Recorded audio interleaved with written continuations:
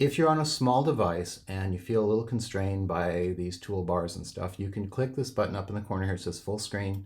That will open the player in a brand new tab, and that'll give you a little bit more room to work, but it works exactly the same otherwise.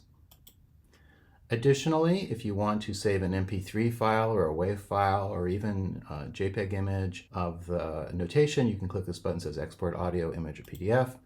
And it gives you a bunch of options here to save off both the audio or the graphics.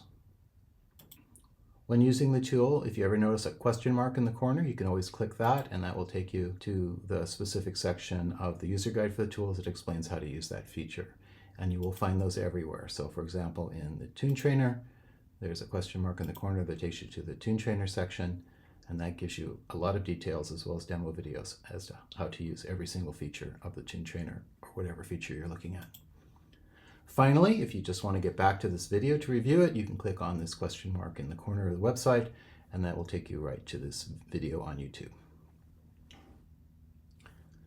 So I hope you find the Tunebook website useful. If you have any questions about using it or any feature of the ABC Transcription Tools, please feel free to drop me a private message on Facebook.